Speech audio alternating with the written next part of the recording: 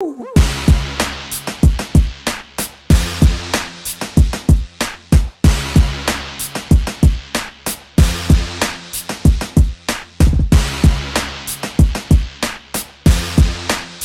everybody, welcome to the Hopcast. Thanks for joining us on another episode, everybody. Yeah, I'm Chmielewski. My name is Ken Hunnemeder. And we got a special guest. We do. This is the beer man, Mr. Patrick. We're over here at PrimeBar, downtown Chicago on Wacker. So thanks for having us along here at the new place.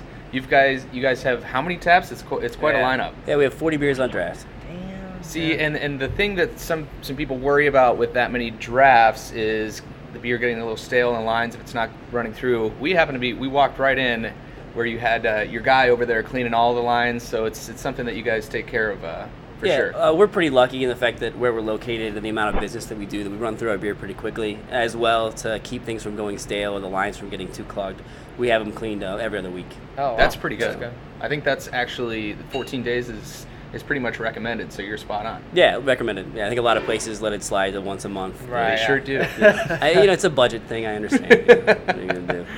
But yeah, I'm sure you have a lot of people coming in after work getting beer. Yeah, we do a great lunch and happy hour business, and the beer seems to go over really well. It's kind of coming up in the world. Wine's going away. Mm-hmm. People are starting to really get into beer and different styles. And we're hoping I know that push it through. Yeah, exactly. Yeah. And in the past, it's kind of been tough to get some of these, American craft beers in this location, kind of like in the loop and stuff like that. And so it was nice to see you opened up. What was it? Maybe 6-8 months ago? Or About something? 8 months ago, we opened up in February. Mm-hmm. We opened up in February just doing food. We got our liquor license right in time for the March Madness tournament. Okay. It's kind of just been balls to the wall since then. No beer going stale then. No, not at all.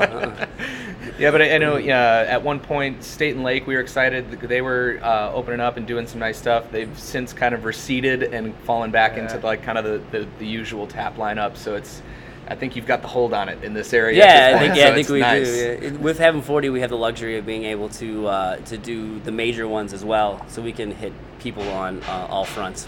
Make people who just want to drink a Budweiser happy, as well as the guy who's coming in for something a little more discerning or a little different, a little more rare. Yeah, no, just for instance, I think every time I've been in here, there's Dreadnought on tap, and we know that you guys love that stuff. Yeah. So it's actually probably one of our best sellers. We sell That's through it great. like crazy. People here in Chicago seem to be really nerdy about the Three Floyds, and rightfully so. It's a good brewery. They do good stuff. We sell a lot of the. Actually, we can't keep the Dreadnought in stock. We'll go through 2, 3, 6 barrels a week easily. Wow. Damn. Well, it's starting to cool down here in Chicago, and so we thought, what better way to warm up with some hoppy rye beers? Yeah. And Regional kind of ones. local. Yeah. Yeah. So we've got, what do we got? We got the Cane and Ebel from Two Brothers and Founders Red Rye. So let's which one do you want to do first? Let's start closest to home. Okay. Do the little can the Cane and Ebel here, which is they're Wheaton, Illinois, right? Warrenville. Warrenville. Yeah. Right next door. That's his stomping ground. So he knows. I'm new here. Okay. You were close. I'm from downstate, and actually downstate, not what people here from here consider downstate. He's South Side. Right, yeah, Joliet, right. So. Yeah, this is a favorite of ours for sure. Love the Two Brothers, and this Cane and Ebel. Do they do this year round, or is this a seasonal? We've been carrying it year round. We've had it since February, so I assume that means. Okay. Yeah, I know Carrie from Tap Lister. Shout out! His wife loves this. Loves her some Cane and Ebel. Yeah. So yeah, nice hoppy aroma on there. Yeah, great fluffy head. You can tell it's got a big hop bite coming. Well, let's dig in. Cheers. Oh yeah, cheers. Sorry about that. Oh. Sloppy already. I think you may have thrown off the flavors of your Red Rye. Oh yeah, that's fantastic. It's got a nice smokiness from the rye going on. Yeah, nice even full body to it too, as well. It's got that really good sort of dry, bitter, finish that you're expecting from something that's got a lot of hops into it. It's good stuff. I think it starts out sweeter and certainly finishes up dry. It's real nice. Good way to start the day. It's the first beer of the day. It's already afternoon. I'm late. You couldn't tell. But yeah, Two Brothers is doing a lot of great stuff out there, especially with the oak fooders that they've just recently installed. I think within the past definitely 2 years, but maybe like a year ago. It'd be interesting to see if they actually aged the Cane and Ebel as kind of a one-off in the oak foeder to see what that would be like, because I can imagine this playing very nicely with some it would do well. Yeah, we did a bike ride out there. What was it, like 3 months ago? Mm-hmm. Nice. Yeah, it was a good ride. It's about 70-mile round trip. Pretty tired on.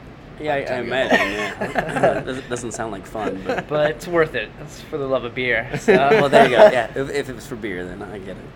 And you carry a couple others from those guys. We also carry the Domain of Page and the Edelweiss. Edelweiss.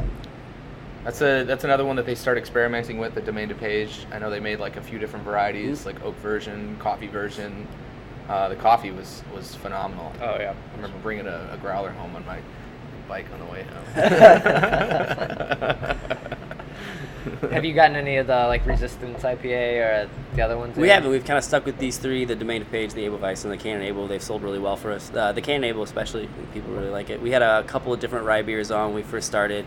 These two and the Hop Rod from out in California, Bear Republic, and this one actually ended up being the favorite of everyone who try the other ones. So. Yeah, I think if I was at a bar, I'd go with this and the Bear Republic one, and get it home because it's like $4. Right. Yeah, those bombers are crazy cheap. I don't know how they do it, but for sure. And their keg prices don't exactly translate. They're kind of like similar prices you'd find everywhere else, but for whatever reason, those bombers are much cheaper. Yeah, I find it's a lot easier, I think, for smaller breweries to do them in the bombers, and then they charge, really reasonable prices for them, and it gets their name out there. Yeah. Well, should we move on to the Founders now? Yeah, for sure. Let's take a drive to Michigan. Half Founders, half. Maybe it'll be. Maybe now. we just made something up. I don't know. Blend. Found a lucky blend for sure. Be pouring them all week.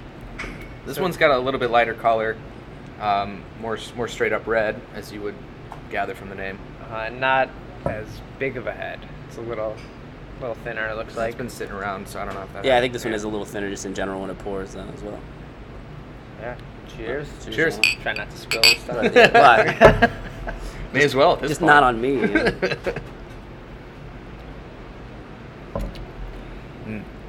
Yeah, it almost feels like it's missing flavor now coming from the Cane and Ebel. We should have done it the other way. It's a little thinner, just on the mouthfeel. But it's still good, a little more refreshing. I think it's probably more of like something you drink summer. Yeah, right, because it just has less of that body, Be nice sitting outside on a hot patio. Any beer would be nice on a hot patio. That's a valid point. Yeah, I guess that's nice for Founders because they have a lot of beers that are like heavily barrel aged and dark beers, and they need their summer. Yeah, there you go. Beer, so. Yeah, they've kind of cornered both of those markets: real hoppy or barrel aged, huge. They do really good stuff. The stouts they do too. I mean, I can't really. I actually haven't had a bad beer from them. No, not at all. Sampled a little bit of their Backwoods Bastard. The Backwoods Bastard's delicious, yeah. Oh my god, that blew me away. Yeah. Did you get to try the Devil Dancer? I've had it in the past, probably not in a year or so, but they had I was at a kill bar. Your palate. They had like a one-off keg at a bar I was at this summer. And oh, cool. It'll do more than your keg. It'll do more than kill your taste buds. It'll kill your ability to stand. Yeah, that's their triple IPA. That's a serious beer. I think it's near 12%. Yeah. For a Founders beer to be a triple IPA, that's, they start big to begin with. Right, that's saying so, something. Not to be messed with. So are you guys doing any events here, or is it usually just stick with the... We do. We just stick with the normal business. We do a lot of little buyouts and stuff, little happy hour parties for some of the businesses in the area. But no, we haven't done any really planned events. Nothing big yet. I think some of that's coming up in the future, but... something, I know a lot of people work downtown, so it's a great place to stop in and get lunch. The food here is excellent as well. I've been in before. It got like, what's some of your favorite stuff on the menu? I'll tell you what, our burgers always go over really well. For lunch or even happy hour. We do a fried egg burger that I'm personally a big fan of. It's becoming really popular here in Chicago. Yeah, well, I mean, you can't go wrong with putting bacon and egg on a burger. Yeah, I know. Well, you can't go wrong with putting bacon and eggs on anything, really, as far as I'm concerned. I don't even eat eggs really for breakfast. Maybe I don't have time, but I always keep eggs. Right. So that if I'm making my burgers, I'm like, I should probably put an egg on there. Something about a fried egg, I mean. Yeah, it's becoming almost if you don't have an egg and a pretzel bun. Yeah, doesn't even count. We have a couple nice pastas. We have a wild mushroom pasta. It's got good spicy tomato sauce with some wild mushrooms in it. I kind of dig that as well. Okay. A little pancetta on top for some saltiness. Cool. Yeah. These are certainly not the only good beers that are flowing on draft here. This really great stuff. No, I know you you got just put the Java Stout on from Yeah. Bell's. And All the winter seasonals are starting to come in. We got Christmas from Great Lakes. Just going fast, which is good, you know. Well, everyone's drinking that one because Goose Island. Yeah, they have didn't theirs make this theirs year, this so year. Yeah. So we'll see. I think What are you the gonna do? mild winter's out now, which should be coming around right. soon.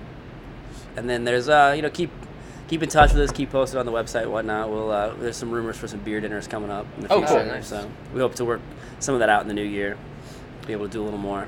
Well, definitely if you're downtown, check the place out because it's one of the few places around here to get a really nice pint of beer, and it's also really close if you're just kind of traveling through. It's kind of right in the hub. So if you find yourself in Chicago, not far from the L stop, Parkland Lake. So Ogilvy's just across the street. Oh, exactly. yeah.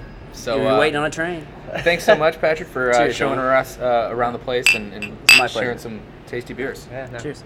Grab yourself a rye.